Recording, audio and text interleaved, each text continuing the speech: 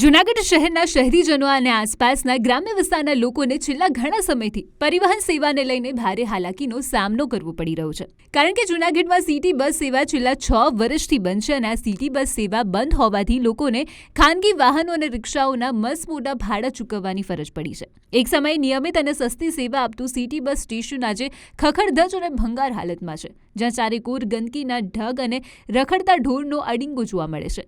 આ મુદ્દે વિપક્ષે જૂનાગઢ મનપાના શાસકો પર પણ આકરા પ્રહારો કર્યા છે. વિપક્ષે આક્ષેપ કર્યો છે કે શાસકો માત્ર ઠાલા વચનો આપી રહ્યા છે અને લોકોને સુવિધાને બદલે માત્ર વાયદા મળી રહ્યા છે. જોકે મનપાના શાસક પક્ષે ફરી એકવાર મુસાફરોને માર્ચ મહિનાનો વાયદો આપ્યો છે. શાસક પક્ષે દાવો કર્યો છે કે 25થી વધુ એવી બસની પ્રપોઝલ મૂકવામાં આવી છે અને એમઓયુની કામગીરી ચાલુ છે. જોકે 6 વર્ષથી બંધ પડેલી આ સેવા વહેલી તકે શરૂ થાય અને મુસાફરોને રાહત મળે તેવી આશા સાથે શહેરીજનો હવે માત્ર માર્ચ મહિનાની રાહ જોઈ રહ્યા છે.